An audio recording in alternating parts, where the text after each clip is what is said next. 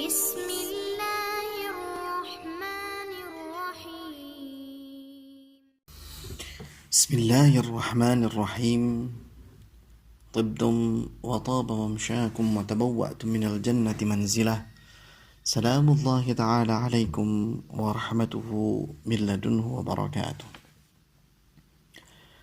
الحمد لله وكفى ثم الصلاة مع السلام على سيدنا النبي المبعوث وهو المصطفى وعلى آله ومن سار على نهجه واختفى وبعد اللهم انفعنا بما علمتنا وعلمنا ما ينفعنا وزدنا علما وزدنا علوما تنفعنا اللهم أرنا الحق حقا وارزقنا اتباعه وأرنا الباطل باطلا وارزقنا اجتنابه اللهم أدخلنا برحمتك في عبادك الصالحين واجعلنا من الذين يستمعون القول فيتبعون أحسنه سبحانك لا علم لنا إلا ما علمتنا إنك أنت العليم الحكيم.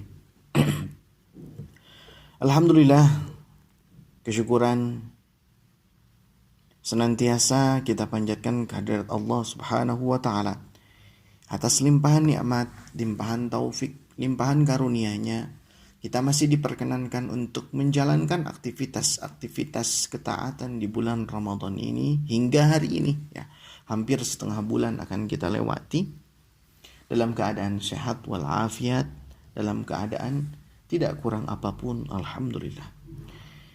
Salawat beriring salam semoga senantiasa tercurahkan kepada baginda kita Nabi besar Muhammad sallallahu alaihi wasallam, panutan kita dalam beribadah, panutan kita dalam bermuamalah, panutan kita dalam berdakwah. Di antara ibadahnya panutan kita dalam berpuasa. Akhwatul mukminat, sahabat-sahabat, ibu-ibu, emak-emak, ustazat, ya, teteh-teteh yang ada di majelis taklim, majelis kajian online As-Sabiq, semoga senantiasa dalam rahmat Allah Subhanahu wa Ta'ala. Di setengah bulan kali ini, ya, kita tidak berbicara tentang hal yang berat-berat, tema yang berat-berat, tapi kita fokus kepada apa yang diwajibkan di bulan ini, yang tiada lain tiada bukan adalah puasa, adalah as-siyam, adalah as-shaum. Mungkin berbicara tentang keutamaannya, berbicara tentang fikihnya, berbicara tentang tata cara yang detailnya sudah didapatkan dari ustadz-ustadz, dari kajian-kajian, dari bacaan-bacaan yang sudah ibu-ibu semuanya dapat gitu. Namun mungkin ini ada sedikit yang penting dalam kegiatan puasa kita, ya. Di antaranya adalah kita harus menakar, mengukur dan mengevaluasi ibadah ini gitu, ibadah yang telah kita lalui ini hampir setengah bulan. Lalu ya judulnya kita juduli apa kabar puasa Ramadan kita. Ya, ini tentu puasa bagi yang tidak ada halangan, ya, tidak ada halangan, karena untuk ibu-ibu Allah berikan hal yang spesial, ya, ada liburnya sehingga diberikan kesempatan untuk mengqadha di hari lain di luar Ramadan. Kalau kita lihat dari segi definisi, bahwasanya puasa ini, ya, adalah ibadah, ya, yang berupa menahan diri. Jika ibadah-ibadah lain itu menjalankan, artinya mengendalikan diri. Kalau ibadah-ibadah lain itu upaya melakukan sesuatu pada diri kita, ya, sholat melakukan sesuatu, haji melakukan sesuatu, zakat mengeluarkan sesuatu. Adapun puasa itu bukan menjalankan, tapi menahan diri dari aktivitas-aktivitas yang sebelumnya justru dibolehkan gitu. Sebelumnya dibolehkan makan, sebelumnya dibolehkan minum, sebelumnya dibolehkan hubungan suami istri ketika tidak ada halangan. Tapi ketika ada puasa, kita dilatih untuk menahan diri pada hal-hal yang mubah itu di siang hari, ya. Wa atimmus siyama ilal lail, dan sempurnakanlah puasa seharian penuh dari mulai terbit fajar, ya, hatta yatabayyana lakumul khaytul abyadu minal khaytil aswadi minal fajr, sampai jelas fajar, Sampai kapan? Mulai muncul fajar sampai terbenam matahari menjalankan puasa. Secara normatif, secara istilah fikihnya, ya kita menahan diri dari makan, dari minum, dan dari hubungan suami istri. Namun kalau kita tadabburi ya, kalau kita telusuri, ternyata luar biasa, sungguh dalam pesan yang pelajaran yang ingin disampaikan dalam pensyariatan puasa ini sungguh besar gitu.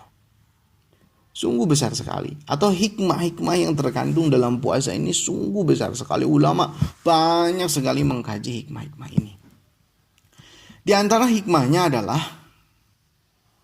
puasa ini mencegah seseorang dari berbuat nista atau berbuat kejahatan-kejahatan maksiat, entah itu maksiat seksual ataupun yang selain seksual. Maka dalam hadis-hadis sahih dikatakan bahwasanya idza jaa Ramadan, ya kan? Ghulliqat abwabun niran wa futihat abwabul jinan wa sufidatish syaitan. Ketika Ramadan datang, pintu-pintu neraka ditutup, pintu-pintu surga dibuka, dan syaitan dibelenggu. Makna syaitan dibelenggu adalah kita sendiri menutup celah, ya, untuk bisa digoda oleh setan. Cara menutup celahnya apa? Biasanya kalau badan kita fit, ya, kalau badan kita, energi kita berlebih, ya, biasanya kecenderungan berbuat negatif itu keluar. Nah, ketika datang puasa itu menahan lapar dan haus, lalu badan kita menjadi lemas. Karena lemas itu, syahwat itu tidak menjadi meledak-ledak. Akhirnya syahwat juga turun. Itu diantara hikmah puasa itu, mengendalikan hawa nafsu. Itulah mengapa hikmah Rasulullah mengatakan kepada para jombloan di kalangan para sahabat, mohon maaf, para yang belum menikah, ya masyar syabab, man istata'a minkumul ba'ah falyatazawwaj. Jika di antara kalian ada yang sudah mampu, ya, mampu secara tanggung jawab, mampu secara nafkah batin nanti, biologis, kemudian segala macamnya, ya, ilmu agama udah cukup, falyatazawwaj, maka menikahlah. Karena menikah ini adalah satu-satunya jalan, ya, untuk menyalurkan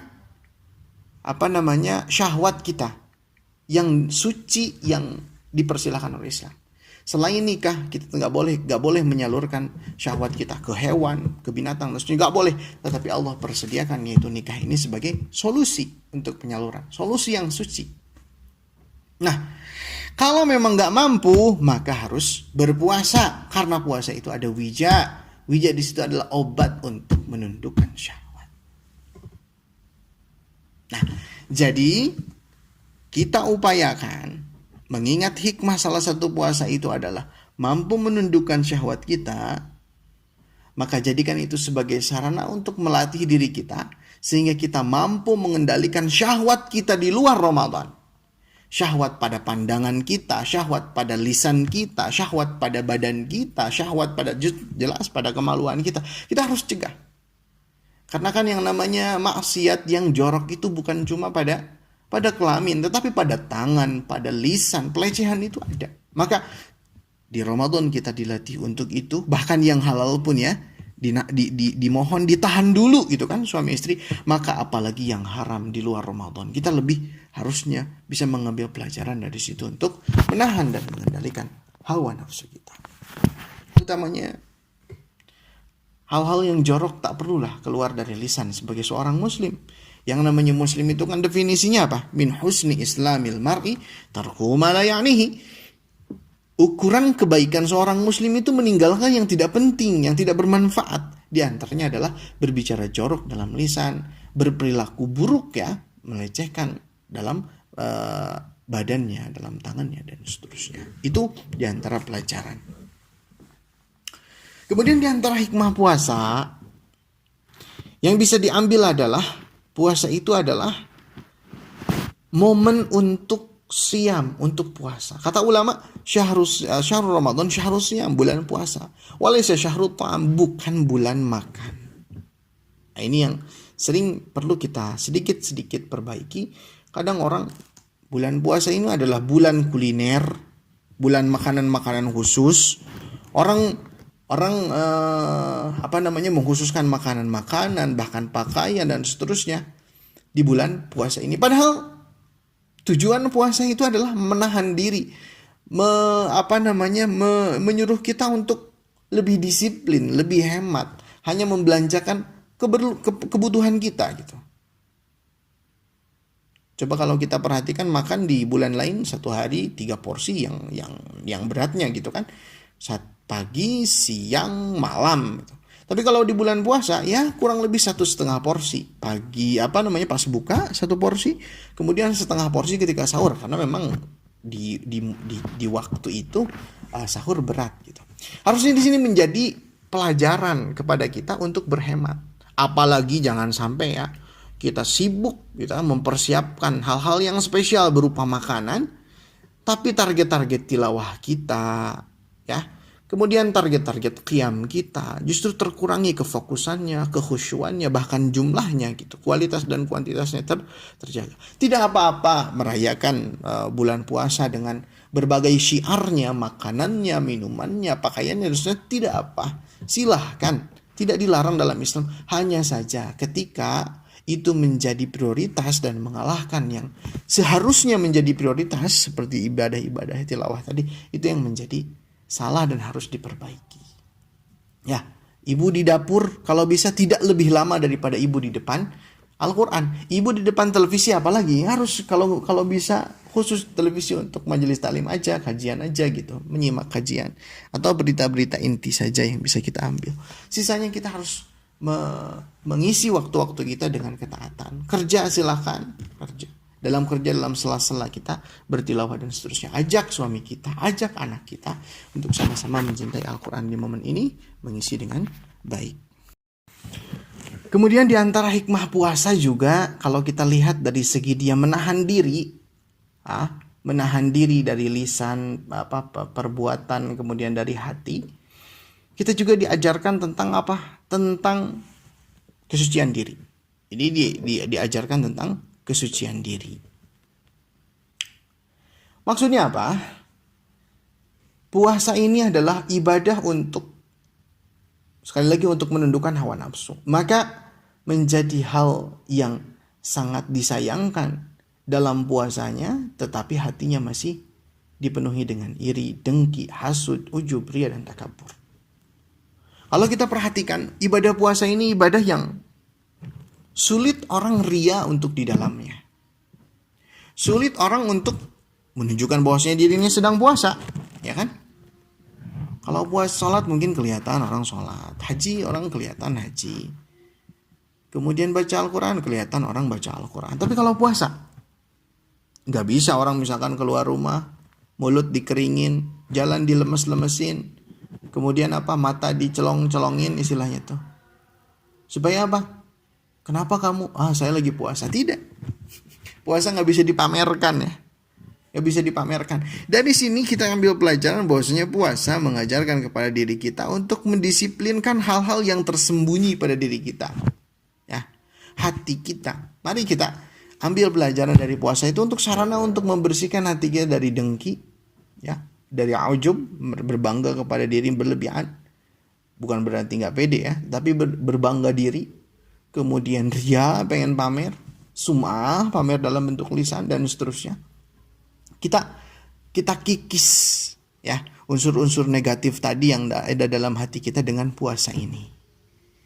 Maka menjadi judul apa kabar puasa kita hari ini, jika kita mengetahui hikmah-hikmah yang terkandung pada diri puasa itu sendiri, maka menjadikan diri kita sebagai orang yang berkepribadian yang bertakwa. Makanya janjinya dalam surat Al-Baqarah, ya ayyuhalladzina amanu kutiba alaikumusiyam, wahai orang yang beriman diwajibkan kepada kalian berpuasa, kama kutiba alal ladzina min qablikum, sebagaimana diwajibkan kepada umat sebelum kalian, la'allakum tattaqun, agar kalian menjadi pribadi yang bertakwa. Takwa di sini apa? Takwa adalah takut kepada Allah dengan meninggalkan segala larangannya dan menjalankan apa perintahnya. Takwa dalam fil qauli, dalam ucapannya, takwa dalam amal, dalam perbuatannya. wa taqwa fil qulub, dan takwa dalam hatinya, dalam akidahnya, dalam kebersihan jiwanya. Nah, maka kita tanya diri kita, ya, sudah menjalankan puasa, sudahkah kita menjalankan puasa kita dengan sebenar-benar puasa, dengan sebenar-benar hakikat pendidikan yang diinginkan dalam puasa, dengan sebenar-benar hukum fikih yang berlaku dalam puasa tersebut. Maka kita kembalikan diri kita agar setelah Ramadan kita juga tetap menjalankan ketaatan-ketaatan yang kita bisa lakukan di bulan Ramadan, ya. Jadi kita tidak hanya takwa di bulan Ramadan saja, tetapi setelah Ramadan kita seolah-olah lupa bahwasanya Allah di bulan Ramadan juga Allah juga di bulan-bulan yang lainnya, ya.